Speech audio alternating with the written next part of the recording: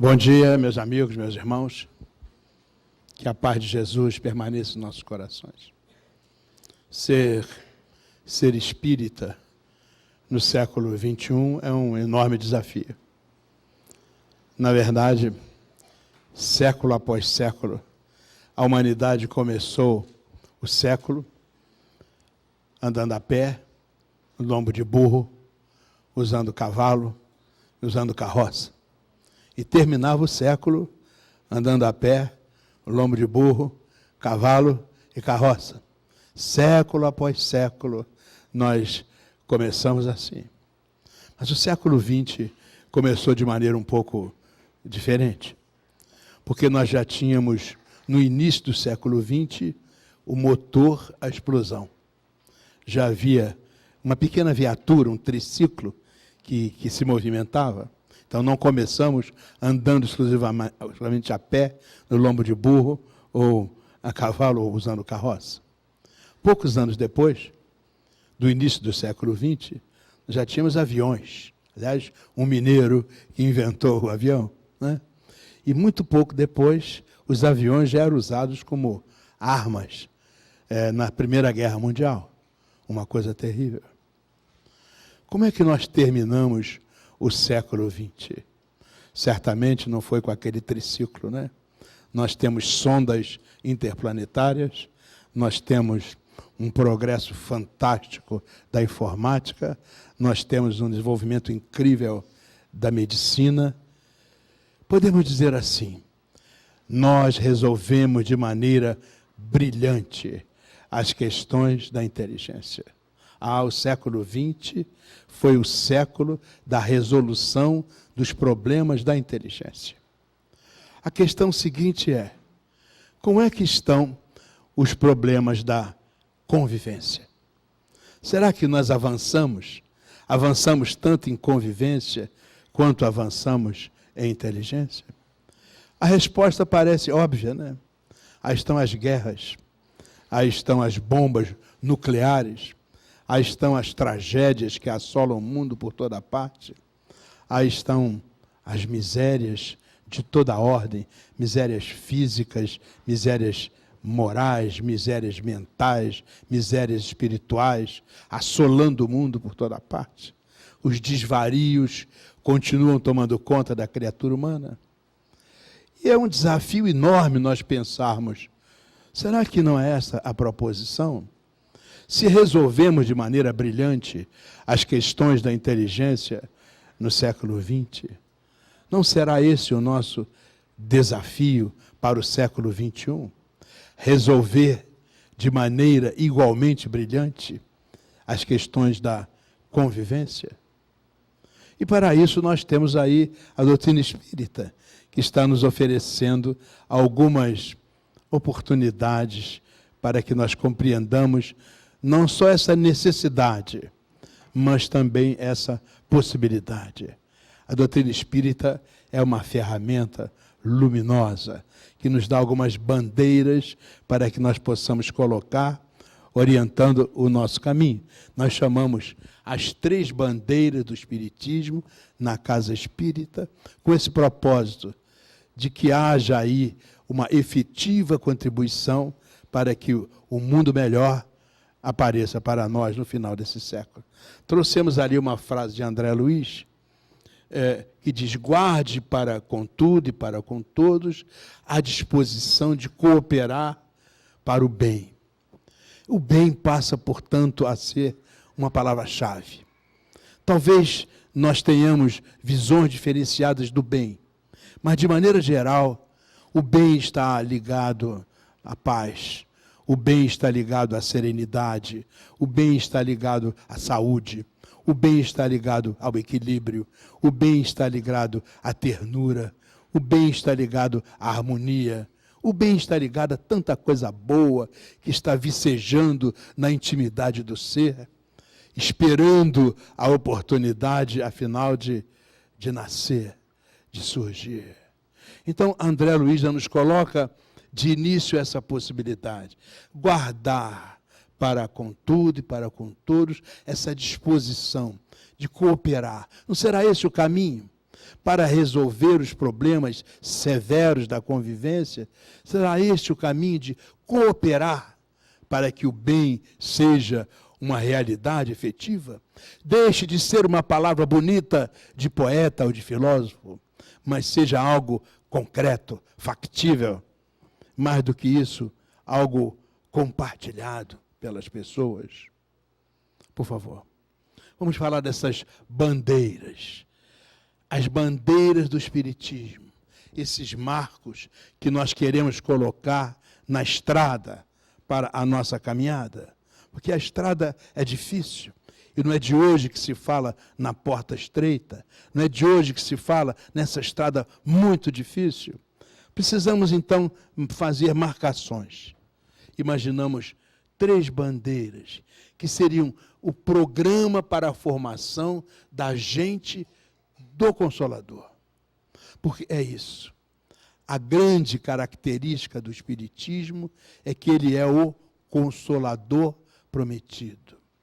A humanidade clama pelo Consolador. Nós que temos tido a oportunidade de rodar por muitos países nesse mundo inteiro, nós que temos visto a alegria e a tristeza em muitas partes do mundo, nós que temos visto a grandeza da ciência e da tecnologia em muitos lugares, os avanços da política, da economia, das finanças, mas também a tragédia inenarrável da miséria.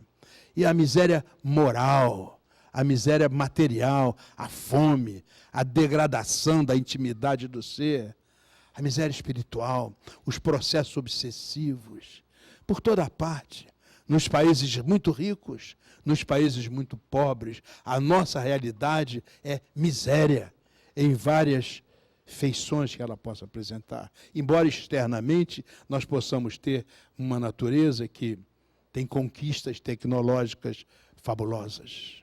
Então nós imaginamos que esse Consolador é o grande clamor da humanidade.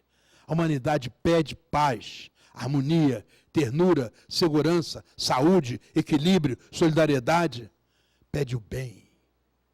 Então esse é o esforço de levar de alguma forma essa fala do Consolador, que é dura, que é rigorosa, porque ela é de disciplina, mas é franca, é amorosa, é generosa, é distributiva, é cordial, é amena, é o jugo doce, o jugo suave, um jugo sim, mas cheio de suavidade.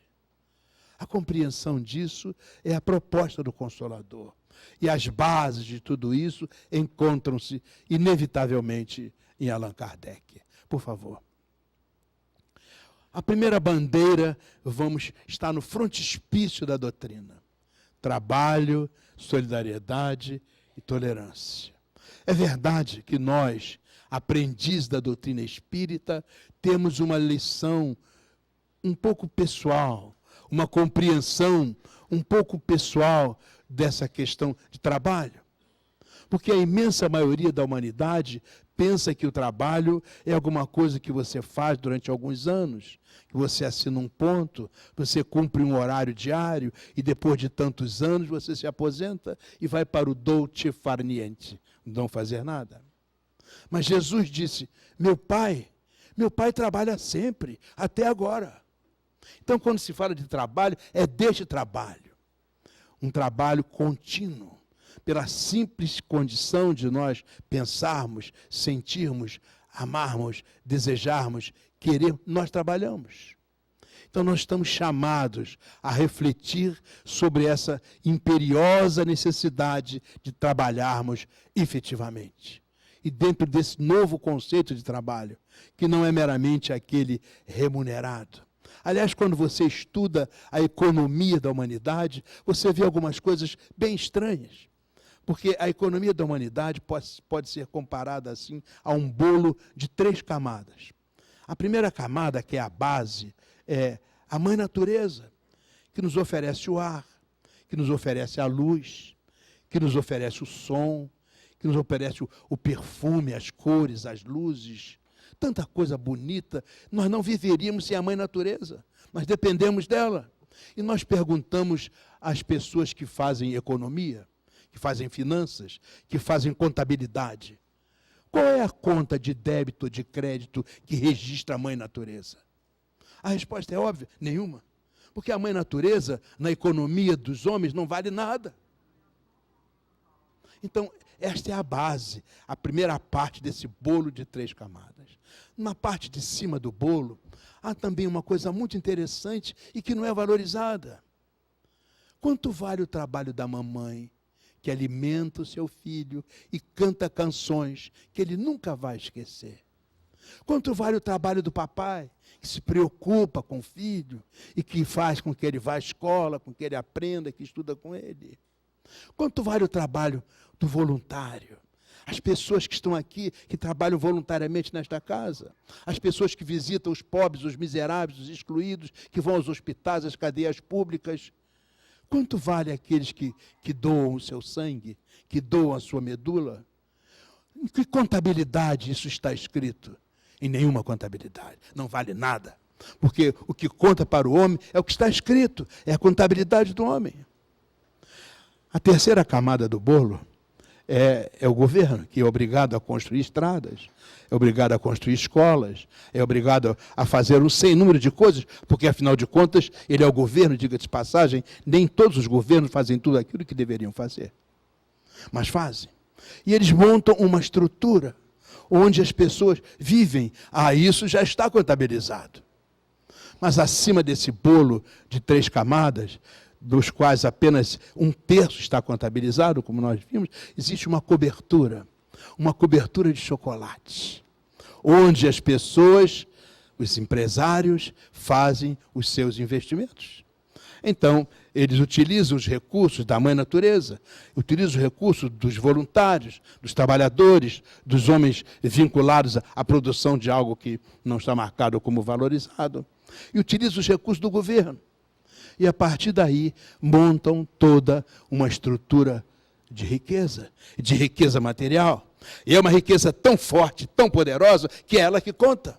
A contabilidade, os balanços, a economia do homem está totalmente centrada nisso. E isso é uma visão primitiva, uma visão equivocada de trabalho, que precisa ser revista, reanalisada. E se nós quisermos chegar ao final do século XXI, tendo resolvido de maneira brilhante as questões da convivência, nós temos que repensar o sentido real do trabalho. Esta é uma bandeira para a nossa compreensão. Depois vem a solidariedade. Como o mundo precisa da solidariedade. Não faz muito tempo nós estávamos num país onde a eutanásia é permitida. E lá nós assistimos, espantado, uma senhora que estava pelos seus 80 anos e disse: meus filhos já casaram, moram em outra cidade, meus netos estão distantes, acho que nem sabem direito qual é o meu nome. Eu não tenho mais parentes, meus amigos já todos morreram. Eu tenho aqui esta casa, diga-se passagem, uma casa boa, bem mobiliada, mas a vida não tem mais sentido para mim. Então eu vou telefonar para um serviço governamental e vou dizer: eu quero morrer. E o nome é morrer mesmo. Eu quero morrer. E daqui a pouco chega o serviço e aplica-lhe uma injeção e ela morre docemente. Falta solidariedade. Falta alguém que se aproxime e diga: minha irmã, eu amo você. Eu gosto do teu olhar, da tua voz, do teu sorriso. Eu gosto de ver a maneira como você rega as plantas todo dia de manhã. Tanta coisa boa na sua casa, tanta coisa bonita na sua vida, tanta história que você tem para contar. Me conte uma delas. Vamos ouvir juntos os pássaros que estão cantando. Mas não, ela está só. Ela está só. Tem dinheiro, tem recursos, posição social, tem prestígio, mas está só. O mundo. Nós temos multidões e multidões de pessoas que estão solitárias. Algumas delas estão nos lixões, apanhando o resto do resto do resto que sobrou. E alimentam-se daquilo. Aparentemente estão juntas, porque são dezenas, às vezes centenas, dependendo do lixão, mas estão sós, prisioneiras da sua tragédia, da ignomínia em que vivem, do abandono, porque o que nega a solidariedade é o abandono. Não há interesse, não há cuidado, não há boa vontade, não há amor. Então elas catam o lixo e sobrevivem desse lixo. São tão solitários quanto aquela minha amiga lá da Suíça, que chamou o caminhão para tomar a injeção letal. Temos que resolver o problema da solidariedade neste século. E ao lado disso, o tolerare é uma palavra interessante que significa ajustar-se às diferenças. Nós somos muito diferentes. Aliás, quando nós nos olhamos assim, nós parecemos que somos muito diferentes. Bem, nós somos altos, somos baixos, somos brancos, somos negros, falamos inglês, falamos francês, falamos isso, falamos aquilo, temos uma roupa assim. Nós somos muito diferentes. Olhando externamente, nós somos muito diferentes. Existe uma filósofa, uma psicóloga americana, chamada Marianne Williamson, e ela diz exatamente isso. Olhando o ser humano pela sua exterioridade, como nós somos diferentes. Mas quando você vai olhando o ser humano pela sua essencialidade, como nós somos semelhantes. Porque lá na nossa essencialidade, o que eu sou é amor. E o que você é, também é amor.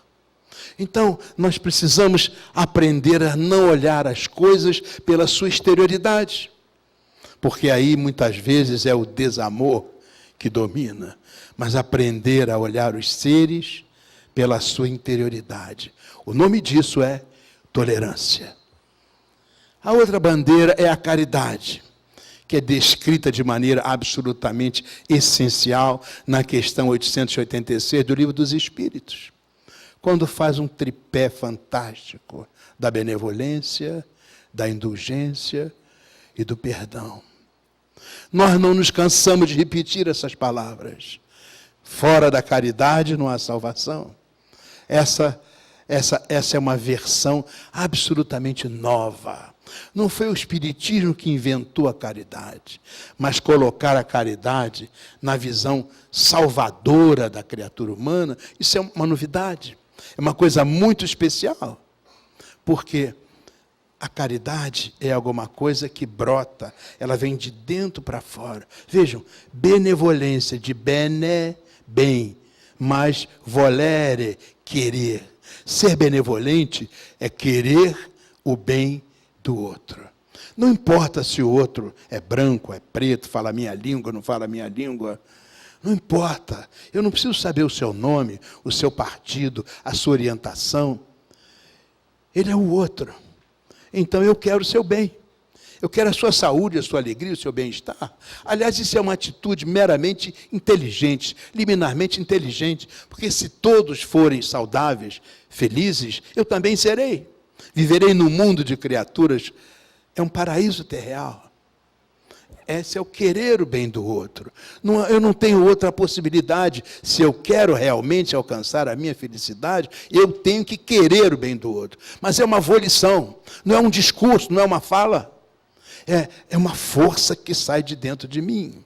É uma pulsão que sai de dentro de mim. É uma energia, sabe? Como saem as energias em ondas. Quanto mais belas as ondas, quanto mais puras as ondas, mais curtas elas são, e mais penetrantes elas são, e mais longe elas vão. Então, se sai de mim uma verdadeira onda de querer o bem do outro, e é uma verdadeira onda, é da minha essência divina, ela inevitavelmente vai chegar ao outro e vai fazer o bem ao outro. Caridade é isso, é de dentro para fora. A outra palavra-chave da caridade tem a benevolência, a outra é a indulgência. Vejam que palavra linda, até poética, porque ela é formada de in, que significa dentro de. Indulgência vem de um verbo passivo chamado adoçar. A pessoa indulgente é aquela que se adoça por dentro. O mundo está cheio de pessoas cheias de amargura, e o que sai dessas pessoas, amargura é. Está cheio de pessoas ácidas, o que sai dessas pessoas, acidez é. Imagine um mundo de pessoas doces por dentro. O que sai das pessoas, doçura é. Imagine aqui como se todos nós tivéssemos um gosto de pipoca doce. Que ambiente bom, como seria gostoso. O mundo inteiro em que as pessoas expelem de si, não pensamentos de acidez, de acrimônia, de violência, de tortura, de ambição, de vaidade, de destruição, mas de doçura, de meiguice, de pacificação.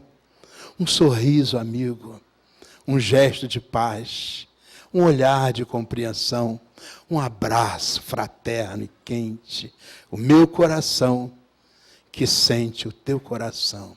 E é bom quando esses corações batem juntos. É isso que é indulgência. Como nós estamos longe de compreender isso, e como é imperioso trazer isso para o nosso século XXI. E, finalmente, o perdonare, que é o per além de, donare é doar. É mais do que dar, é doar-se, é entregar-se. Perdonare é dar além. Não é dar de si, é dar a si, entregar-se. Isso é o perdoar. Então, não são aquelas coisas que nós dizemos da boca para fora, mas é o nosso coração, a nossa essência que se projeta para aplainar os caminhos em que no passado eu abri buracos quando caminhei com outro. Agora eu rearrumo a caminhada. Isso é que é o perdoar. E finalmente a terceira bandeira para implantar um espírita no século XXI, para trazer Jesus Cristo vivo para o século XXI, é a renovação interior. Como é que nós vamos fazer todas essas coisas com os mesmos parâmetros que nos nortearam até aqui? É preciso que a fraternidade tome conta de nós. O sentido verdadeiro de que nós somos irmãos. Isso não é uma conversa. Irmãos, porque somos filhos do mesmo Pai. E temos todos a mesma destinação. Irmãos pela origem, irmãos pela destinação, que sejamos irmãos pela convivência do dia a dia. A fraternidade, o respeito, a tolerância, essa compreensão de que nós somos seres, todos igualmente, seres divinos. Essa descoberta e essa busca da divindade em nós. A reforma íntima nos leva a isso. A caridade e a renovação.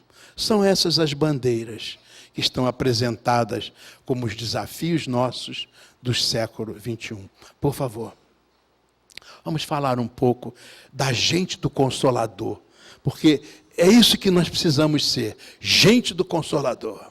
E foi por isso que nós conversamos até aqui. Primeiro, nós há muitos anos agimos equivocadamente sobre questões ligadas a relacionamento, e nós nos dobramos a alguns mitos, não é? Primeiro, a gente tem essa questão do individualismo. Se você quer que algo seja bem feito, faça você mesmo. Eu é que sei. É aquela velha história. Eu sou o rei da cocada preta. Eu é que sei. Eu é que faço. Eu é que mando. Acredite-se que se puder. Essa visão é velha. É visão antiga. É a visão do século XX, da imposição. É a visão do Henry Ford. Sabe? É a visão de todos aqueles que criaram aquela parte do bolo de chocolate, aquela parte de cima, foram esses que fizeram isso. E faz a gente acreditar que é assim. E não é assim. Se você quer que algo seja bem feito, faça você mesmo. Nós até parecemos felizes em acreditar que nós não precisamos de outras pessoas para dar o máximo de nós. Enquanto que a grande realidade é que nós somos seres gregários. Quanto mais juntos, mais felizes nós podemos ser. Olha as células. A célula sozinha, coitada, ela não é nada. Mas vai juntando célula, vai juntando célula, vai juntando célula, você tem um tecido.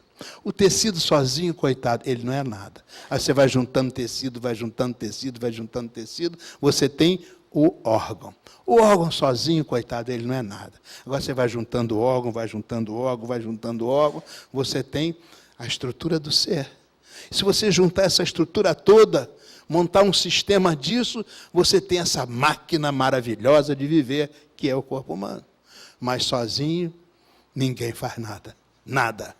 Essa é a lição da natureza, está no nosso corpo físico, está no ar que nós respiramos, na água que nós bebemos, sozinho ninguém faz nada. Então isso é um ledo engano. Nós não podemos, no século XXI, parecer felizes. Aliás, temos que ficar muito infelizes se achamos que estamos fazendo tudo sozinhos. Por favor. Então, a realidade é o contrário, não é isoladamente, não damos o melhor de nós mesmos, não conseguimos realizar coisa extraordinária trabalhando sozinhos, sem apoio, sem incentivo, sem manifestação de confiança e sem ajuda dos outros. Porque é isso que a gente estuda, isso é nos esportes, é assim. Em tudo é assim.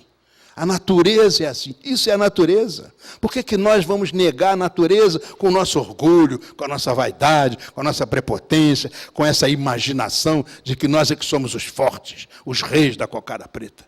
Que é isso? É um tempo novo de harmonia. Para trabalhar junto, você tem que cooperar. Olha a célula. Uma coopera com a outra. Olha o tecido. Um coopera com o outro. Há uma entrega. Como é que o átomo é equilibrado?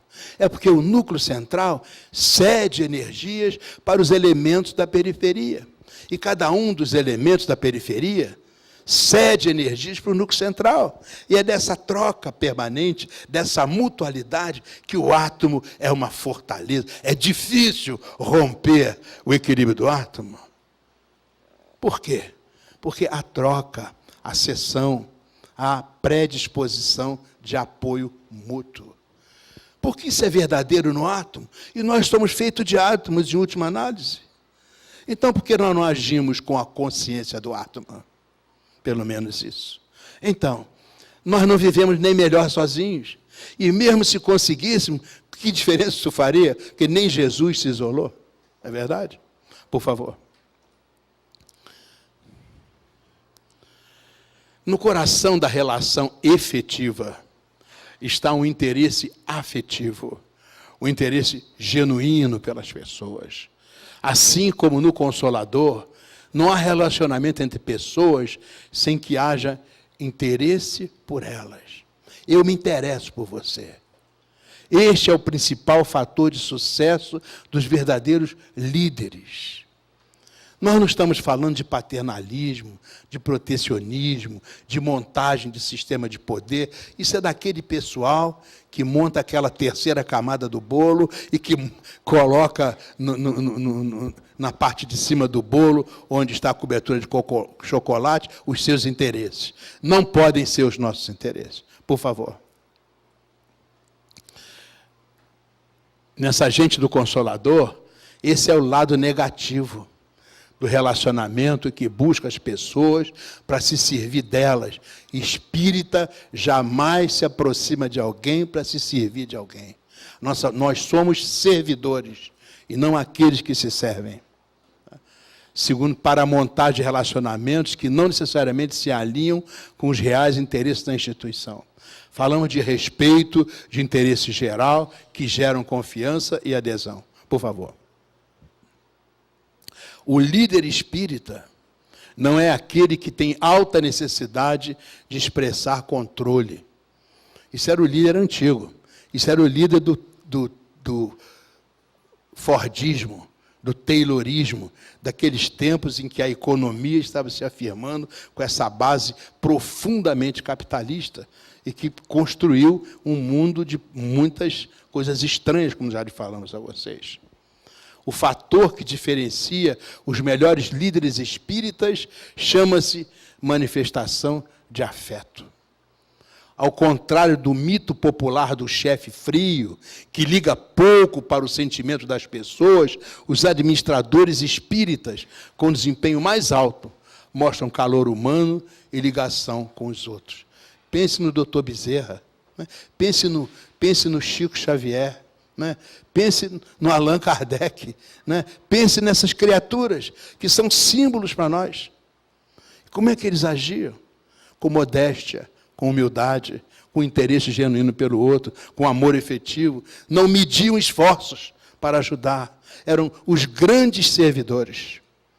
Por isso se tornaram nossos ícones verdadeiros. Por favor. Eles aproximam-se mais das pessoas. São mais abertos para dividir pensamentos, sentimentos. Têm altas pontuações no item racionalidade. Raciocínio. Pensam, não aceitam qualquer coisa. Mas as pesquisas mostram que quando as pessoas trabalham com líderes que se importam com elas e incentivam seus corações, sentem-se melhor consigo mesmo. São pesquisas científicas. Quando começou a aparecer o chamado chão de fábrica, sobretudo no século passado, que houve aquele grande desenvolvimento da tecnologia, construção de automóveis, de aviões, de caminhões, as guerras, aquele período que o Charlie Chaplin fez aquele filme formidável, chamado Tempos Modernos, que as pessoas saíam apertando porcas e parafusos o tempo todo, né? Aquela crítica, pois nessa época as pessoas pensavam que não tinha que se preocupar muito com as outras. A questão era apenas a chamada a produtividade. A produtividade.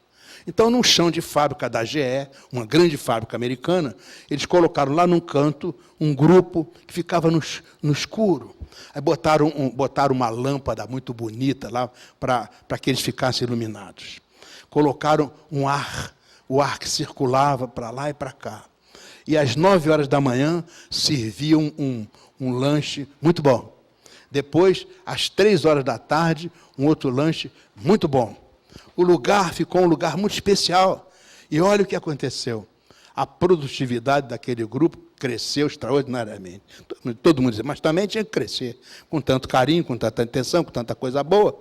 Mas espantoso, porque havia um outro grupo mais adiante, no mesmo chão de fábrica, que não recebeu sanduíchezinho especial, não recebeu iluminação especial, não recebeu aeração especial, nada de especial. E, por incrível que pareça, a sua produtividade também cresceu.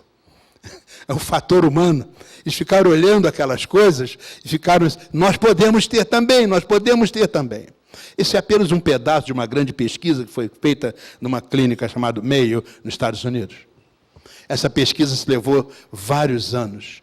E eles chegaram à interessantíssima, inteligentíssima conclusão. A coisa mais importante do processo de produção chama-se fator humano. Ou seja, a coisa mais importante é o ser humano. Interessante essa conclusão. Mas levaram anos e anos e gastaram milhões de dólares. Mas, graças a Deus, chegaram à conclusão. É o ser humano. Então, é isso. São essas pessoas, elas quanto melhor a relação, quanto mais generosidade, quanto mais intercâmbio de boa vontade existe, mais cresce o desafio. E mais cresce a força para vencer os desafios. Por favor. Esses líderes, eles liberam o espírito das pessoas, muitas vezes motivando-as a se tornarem mais do que pensavam ser. As pessoas crescem, e é isso mesmo. Na verdade, há um segredo que nós temos receio de revelar, porque a gente não gosta de parecer mole, não gosta de parecer chorão, ou sei lá o que se queiram chamar, né? Esse é o segredo. Todos nós realmente queremos ser amados. Isso é uma regra sem exceção. Todos nós queremos ser amados. Pessoas amadas sentem-se melhor consigo mesmas. Sua autoestima sobe. Então, qual é a receita que a gente pode dar? A receita para o cristão do século XXI. Trabalhar o amor, disseminar o amor, viver o amor, experimentar o amor. É isso. Essa é a receita, por favor. Admiração, reconhecimento, elogio, agradecimentos. Alguns gestos simples que dizem assim, eu me importo com você. Eu me importo com o que você faz. O incentivo. Mas, veja, isso não é representar papel, não é coisa de política, não é? É uma coisa verdadeira. Sempre estará a veracidade na base de tudo aquilo de bom que se fizer. Não é hipocrisia de representar papel. Tá? Então, o incentivo, seja na forma de um simples agradecimento ou uma comemoração elaborada, é um feedback positivo. É a informação que comunica. Você está no caminho certo. Você está indo realmente bem. Obrigado, obrigado. Negar aos outros seres esse presente é negar oportunidades maiores de crescimento. Na casa espírita, nós estamos para crescer, ajudando a crescer. A casa espírita é a nossa escola. Estamos aqui todos para crescer, mas crescemos na medida em que ajudamos os outros a crescer. Por favor. Não há verdadeiro movimento espírita sem fraternidade vivida, sem respeito demonstrado, sem emoção genuína. Não há verdadeiro movimento espírita sem amor. Toda manifestação pessoal ou de grupo, toda ação, mesmo meramente administrativa, que negue tais sentimentos, nega a própria essência da doutrina espírita. Sem comentários, por favor. Queria falar um pouquinho da Casa do Caminho, que todo mundo conhece. Mas foi a primeira comunidade cristã na história da humanidade. Pedro foi o fundador, auxiliado por Natanael, Bartolomeu, Tiago, filho de Zebedeu, Filipe, João. Mais tarde chegou João Marcos. Os demais apóstolos logo saíram para a difusão do Evangelho e, na maioria, foram martirizados. O pavilhão principal era um telheiro, revestido de paredes frágeis, sem conforto. Depois vieram Estevão, Prócoro, Nicanor, Pâmena, Nicolau, Timon, Barnabé. Em anexo, construiu-se uma casa pequena para oração e evangelho. Por favor. Como é que funcionava a Casa do Caminho? Vamos lá. As portas estavam sempre abertas. Muitos dos seguidores conheciam os segredos das plantas, das ervas, e eles faziam xaropes, ungüentos, cataplasmas. Havia disponível sempre um caldo fumegante, nutritivo, que era oferecido aos que chegavam. Então, ninguém perguntava qual era o problema das pessoas, simplesmente ajudava-se as pessoas. Por favor. Era uma casa de acolhimento. Eu escolhi de propósito essa palavra acolher, porque significa trazer para o colo. Trazer para o colo. Esse é o modelo da casa espírita. Aqui é um lugar onde as pessoas têm que se sentir trazidas para o colo. O colo é o melhor lugar do mundo, porque é aqui que está o seio da mamãe. É daqui que vem o leitinho que alimenta a gente. É daqui que vem aquele coração que bate, que é o primeiro coração que a gente ouve na nossa vida. O coração da nossa mamãe. É daqui que saem os sonhos. Os misteriosos sonhos do amor da mamãe. O maior amor que existe. Os misteriosos sonhos que passam através do ouvido, da pele, de todo ser, passam por aquele serzinho que está nascendo. Por isso nós dissemos, casa de acolhimento. A casa espírita é aberta e quem chega tem que ser acolhido. Tem que haver alguém que diz, vem cá, vem para o meu peito, vem sentir o meu coração bater, vem ver que ele está batendo por você, vem ouvir os segredos do bem, do amor, da luz, os segredos da paz. Vem ouvir a doce canção do Consolador. É assim que a casa espírita vai cumprir o seu papel. É dessa maneira, um ambiente de muita fraternidade, muita compreensão, muito respeito, muita solidariedade, um ambiente maternal, casa de acolhimento. Por isso é o nosso modelo, por favor. À noite eles acendiam uma pequena fogueira no pátio. As pessoas se aproximavam e ouviam dos discípulos os ensinos de Jesus. É mais ou menos, olha, a simplicidade da casa espírita, acolher e passar os ensinos de Jesus. É mais ou menos como fazemos hoje na nossa casa com o Evangelho no lar. Então, um determinado dia, um determinado horário, a gente senta todos que foram acolhidos e vamos falar das coisas de Jesus. É assim que o Espiritismo se implanta. É assim que o cristianismo é aquela semente que já está lá dentro de nós, vai vicejando, vai brotando, vai crescer. Não é nada muito complicado. Na natureza, nada é complicado. Tudo que é bom e verdadeiro na natureza é simples. O Espiritismo é simples, desde que seja colocado com amor. Senão fica muito complicado, e aí ninguém entende nada, vira briga, vira discussão, gasta-se tinta, jornal, papel, isso não leva a nada. Isso nega o Consolador. Então era assim o cristianismo nascente, alimentação, assistência aos enfermos, aos órfãos, aos desamparados, às prostitutas, aos escravos, aos senhores, aos loucos, aos rancenianos, e além de tudo ainda havia aquela impiedosa perseguição do judaísmo dominante. Dona Isabel faz assim, há quantos anos, né? Há quantos anos? Isso é o Espiritismo. Por favor. Paulo dizia, e esse é importante, podemos atender a muitos doentes. É o trabalho assistencial indispensável. Podemos ofertar um leito de repouso aos mais infelizes. E agora vem a parte fundamental. Mas a iluminação do Espírito deve estar em primeiro lugar. E olhe só, lapidar.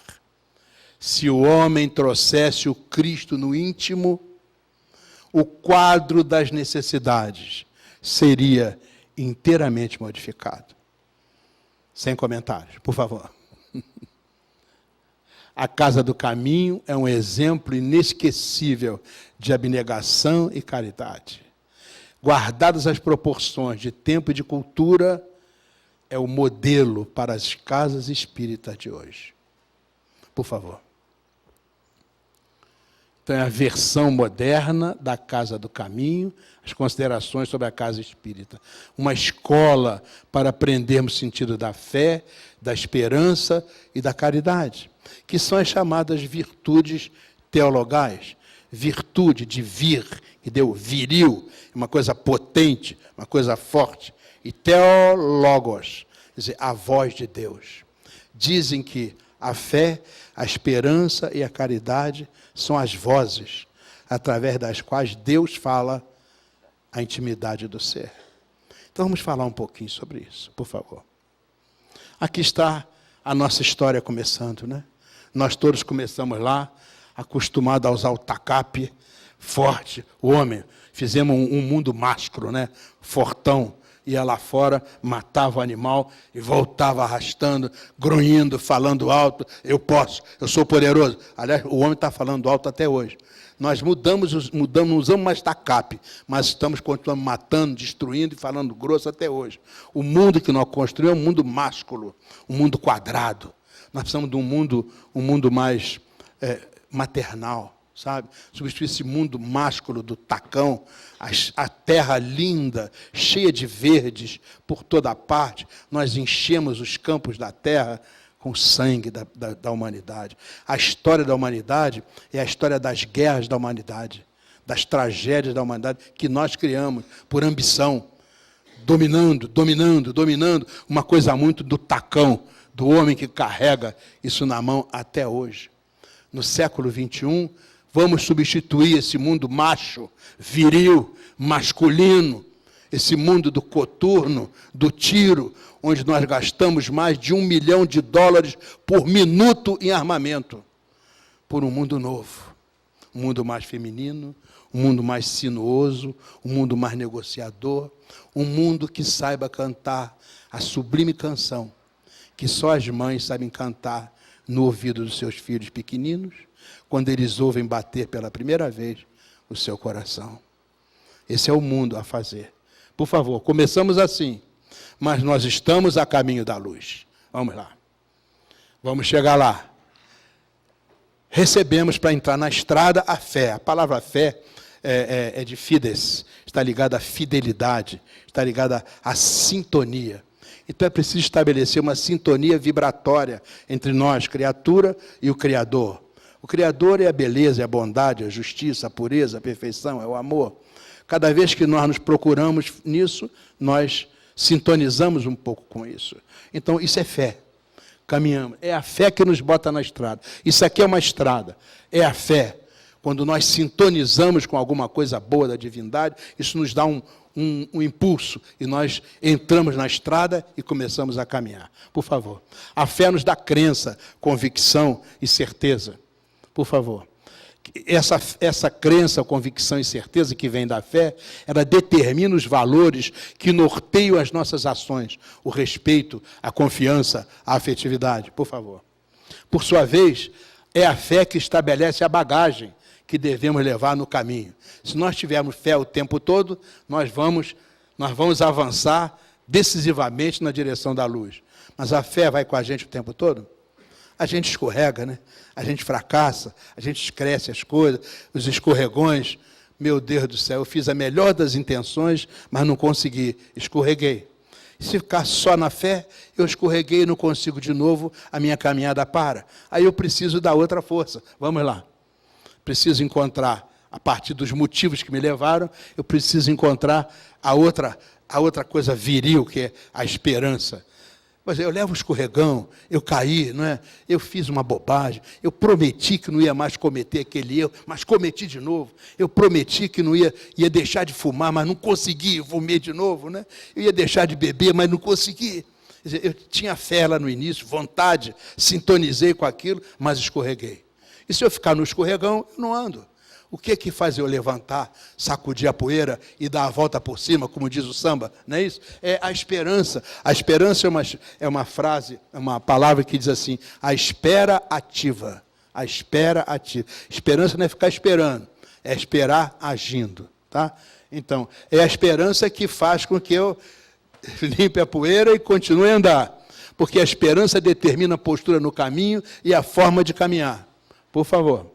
A esperança nos dá, olha, as filhas da esperança. Determinação, perseverança, resignação, paciência, tolerância, constância.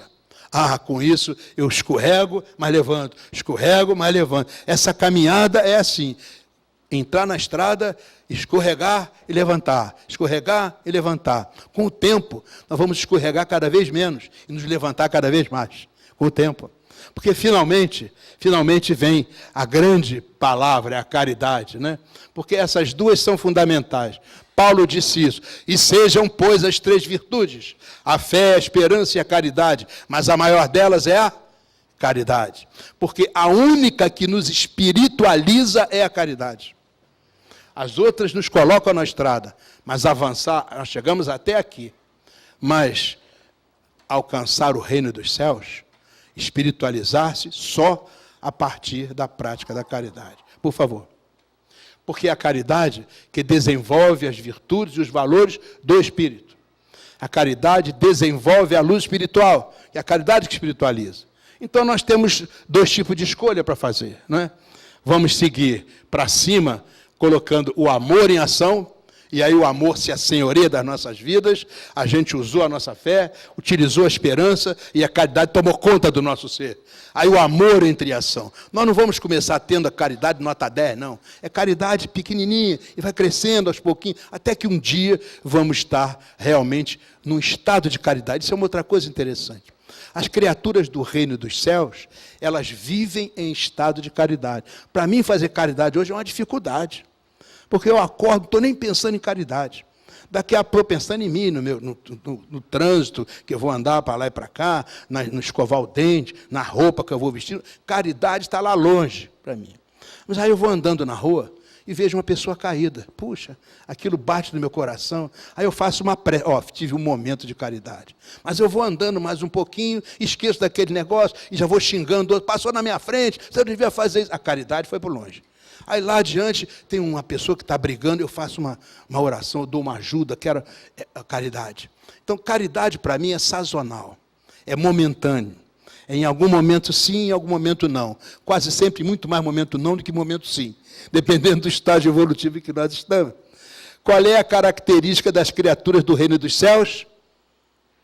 Vivem em estado de caridade. Ou seja, não acorde, escova os dentes pensando em outras coisas. Já vive na estrutura da caridade.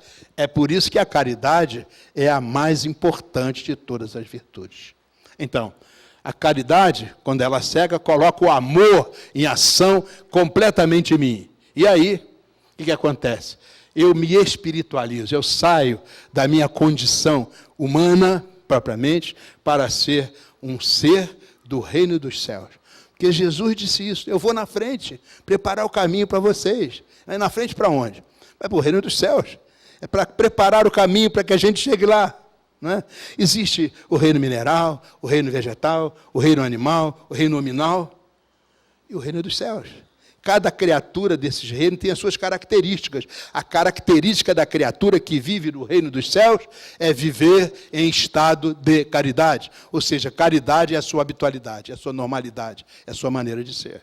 Então, se eu escolher esse caminho, eu me desprendo, né? E eu vou ser um ser efetivamente espiritual. Mas, quase sempre, o que acontece?